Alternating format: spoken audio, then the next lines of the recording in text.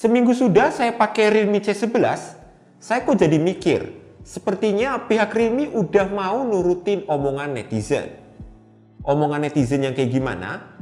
Satu-satunya yang bisa dikomplain dari brand yang satu ini adalah soal desainnya. Udah jadi rahasia umum kalau Realme emang terkesan malas bikin desain baru. Apalagi susunan kamera belakangnya yang gitu-gitu aja. Tapi dengan hadirnya Realme C11, pihak Realme jadi seolah-olah peka dengan omongan netizen soal desainnya.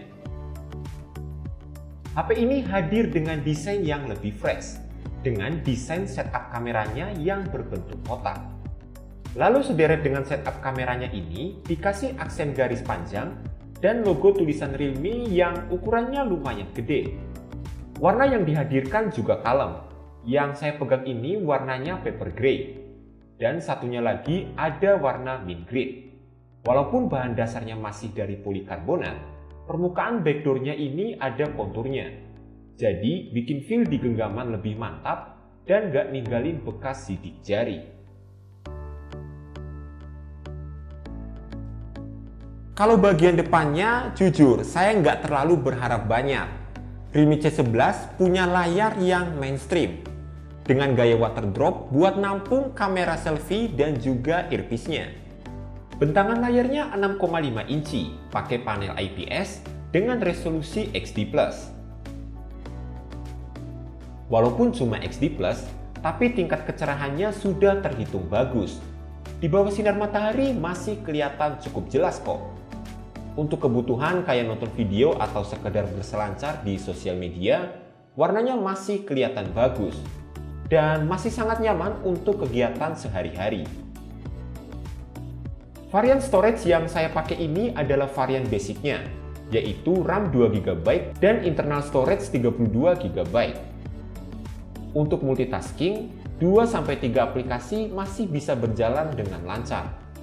Jadi, kalau HP ini dipakai cuma buat setting atau nonton video, masih dalam hitungan aman. Dari spesifikasi, Realme C11 punya prosesor MediaTek Helio G35 12nm pertama di dunia, yang konon katanya adalah prosesor terbaik di kelasnya. Kalau mau dibandingin dengan HP gaming entry level lainnya, skor benchmark Realme C11 memang lebih tinggi di segmennya. Untuk main game Mobile Legends, settingannya bisa di rata kanan plus high frame rate. Saat saya main, kadang memang ada kerasa stutter, tapi nggak sampai yang mengganggu banget. Intinya sih, untuk main Mobile Legends, Realme C11 masih terhitung aman. Berbeda pas saya main PUBG Mobile. Saya harus jujur, nggak bisa bilang nyaman main di HP ini. Frame drop dan rendering grafiknya berasa kurang mulus, sehingga cukup mengganggu dalam bermain. Saya saranin sih sebelum main, buka game space dan aktifin competition mode biar performanya makin naik. Dan block notification biar nggak ada tuh notifikasi yang ganggu pas kalian lagi main gamenya.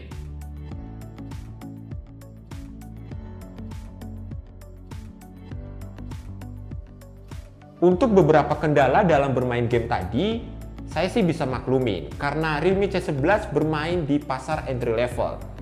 Jadi ada beberapa poin yang perlu dipikirkan. Absennya fingerprint scanner juga jadi salah satu fitur yang saya sayangkan.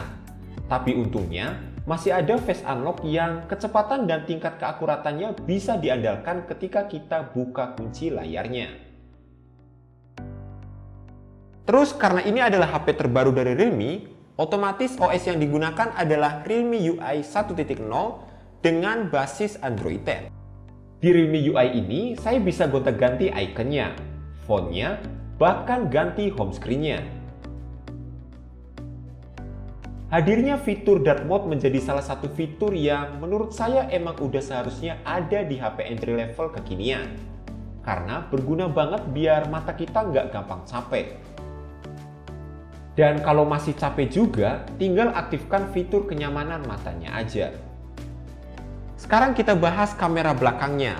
Realme C11 punya dual kamera belakang dengan kamera utama 13 MP f2.2 serta 2 megapiksel f2.4 untuk lensa potret.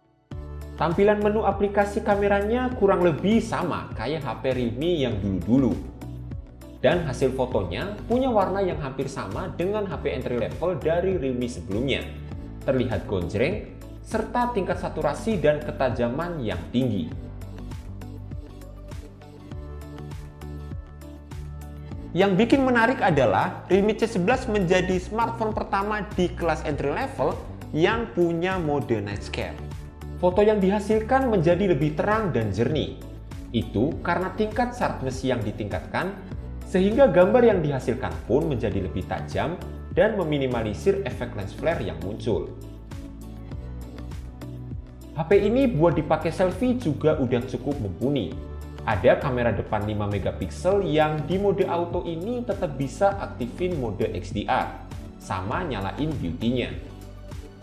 Buat efek-efek bokeh juga bisa langsung ke mode potret, dan di sini mode beauty-nya juga bisa aktif kok.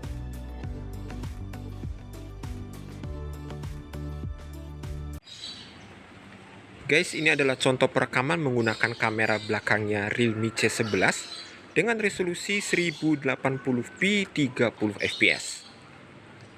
Bagaimana hasilnya? Silahkan teman-teman nilai sendiri.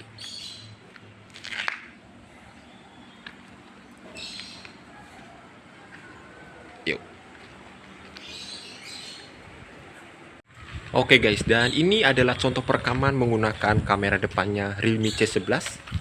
Ini saya pakai resolusi 1080p 30 fps juga guys.